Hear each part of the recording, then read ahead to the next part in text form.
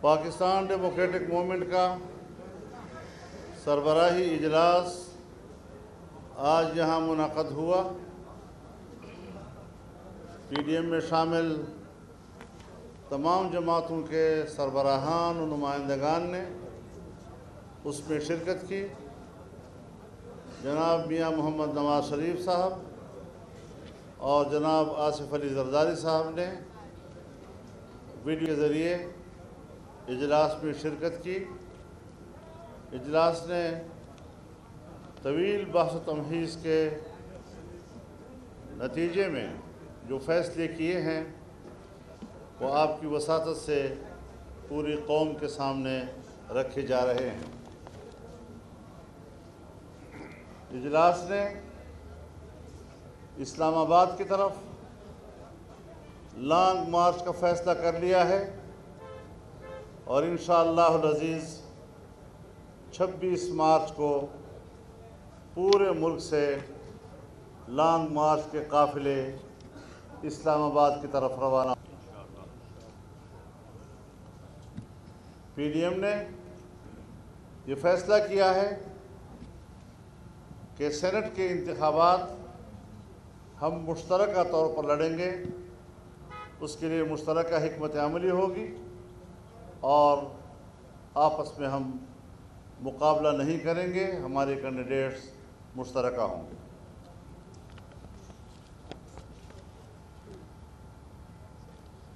Saint کے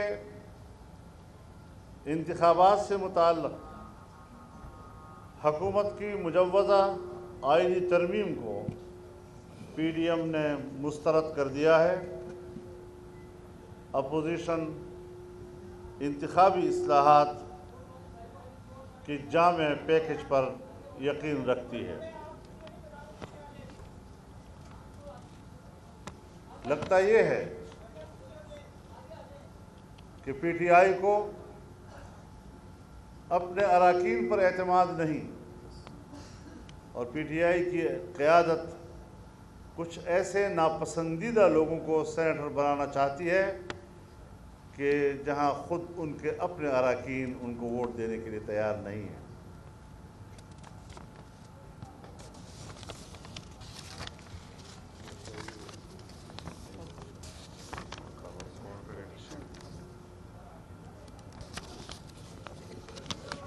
مہنگائی کے حوالے سے پی ڈی ایم نے فیصلہ کیا کہ بجلی، گیس، پیٹرولیم اور خوردنوش کے اشیاء میں ہوش ربا مہنگائی نے عوام کی زندگی کو مشکل بنا دیا ہے۔ ہم عوام کے ساتھ شانہ بشانہ کھڑے رہیں گے اور مہنگائی کے خاتمے اور مہنگائی کے ذمہ دار ان ناجائز حکمرانوں کے خلاف عام آدمی کے شانہ بشانہ کھڑے ہو کر ان کو ان مشکل حالات سے نکالنے میں ہر قربانی دینے کے لیے تیار رہیں گے۔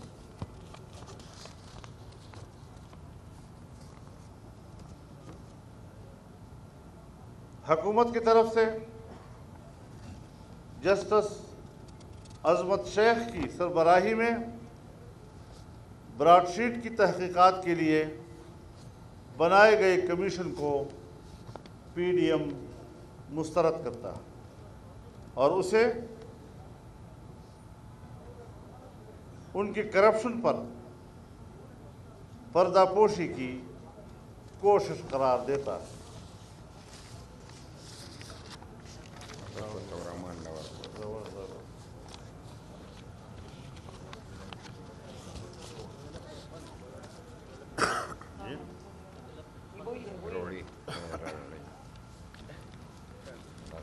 آج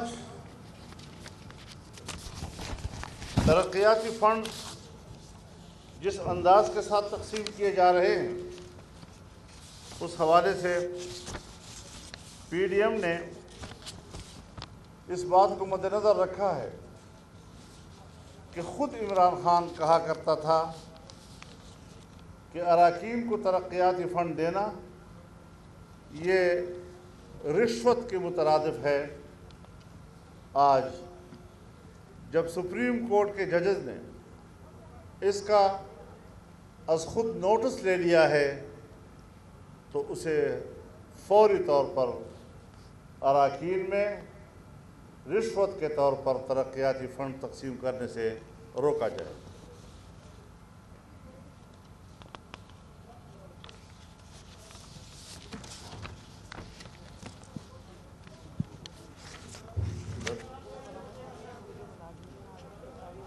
سرکاری ملازمین جو 10 فروری کو سرکاری ملازمین اپنا احتجاج لے کر اسلام آباد کی طرف آ رہے ہیں۔ سرکاری ملازمین اور ہر شعبہ زندگی سے وابستہ متاثرین کے احتجاج میں پی ڈی ایم ان کے ساتھ شانہ بشانہ رہے گا اور ہر احتجاج میں ان کی مکمل حمایت اور تائید کرے گا۔ ہم ان کے ساتھ برابر کے شانہ بشانہ کھڑے رہیں گے۔ اسی طریقے سے فارن فنڈنگ کیس میں اسٹیٹ بینک آف پاکستان نے جو 23 اکاؤنٹس بتائے ہیں اور جس میں 18 کو اب تک چھپایا جا رہا ہے، اس حوالے سے جو ڈرامہ اس نے رچایا کہ اس کا کھلا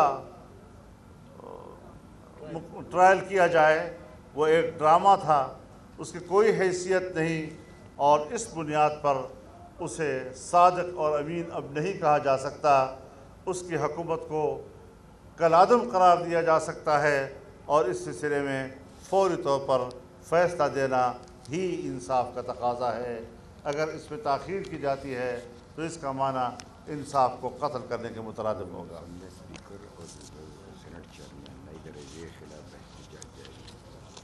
قومی اسمبلی اور سینٹ میں اسپیکر اور چیئرمین کے رویوں کے خلاف ایوان کے اندر اپوزیشن کا احتجاج جاری رہے گا اور ہم کسی قیمت پر ایوان کی کارروائی چلانے میں ان کے ساتھ تعاون نہیں کریں گے۔ انٹرنیشنل ٹرانسپیرنسی نے ان کی کرپشن کی قلی کھول دی ہے، ان کو بے نقاب کر دیا ہے۔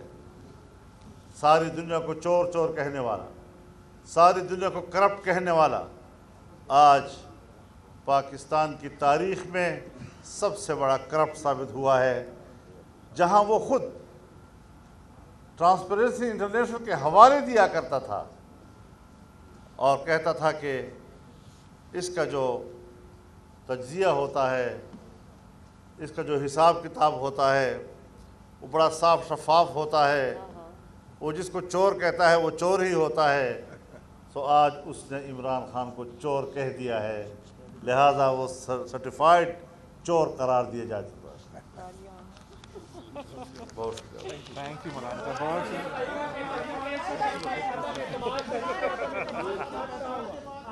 ہاں دیکھیے، میں گزارش کروں،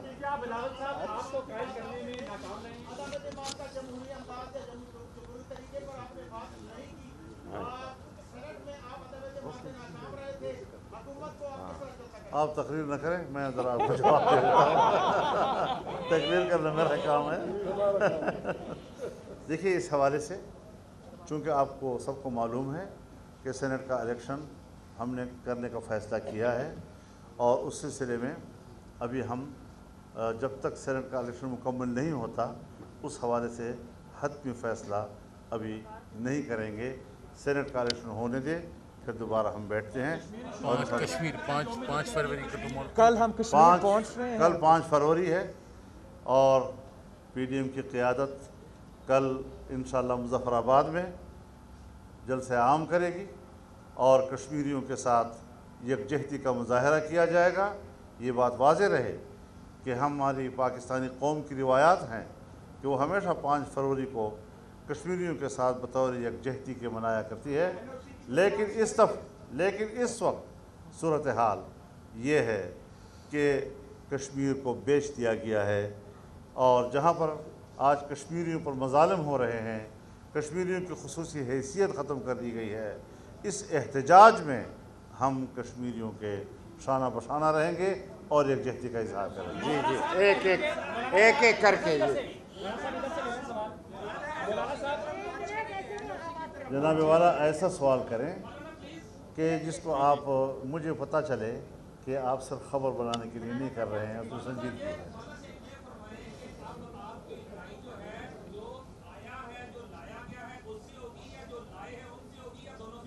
ہماری لڑائی غیر جمہوری عمل کے ساتھ ہے، جو بھی اس قسم کی حرکت میں ملوث ہے ہمارا احتجاج اس کے خلاف ہوگا۔ مولانا صاحب یہ بتائیے گا کہ تحریک عدم اعتماد لانے میں قدغن کیا ہے؟ پیپلز پارٹی کی تجویز اچھی نہیں لگی آپ کو؟ کیا تحریک عدم اعتماد لانے میں ہم نے آپ سے کہہ دیا ہے کہ یہ فورم کا مسئلہ ہے، ہم زندہ ہیں سارے، اور انشاءاللہ اگلے اجلاسوں میں اسی پہ بحث ہوگی، اسی مسائل کو حل کریں گے۔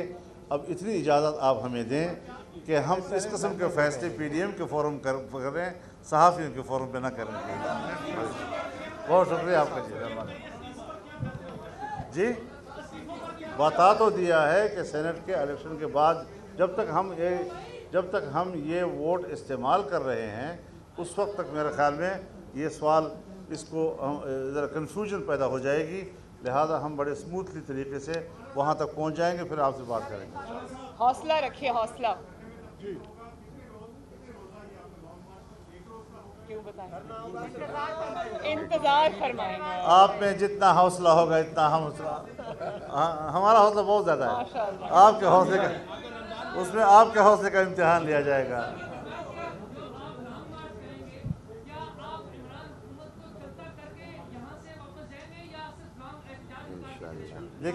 دیکھیے مقصد تو یہی ہے کہ ہم ایک ناجائز اور نااہل حکومت سے قوم کو آزادی دلائیں، اور جو اس کا ووٹ چوری کیا گیا ہے وہ امانت ہم قوم کو واپس کر لیں اور اس میں کامیاب ہو جائیں۔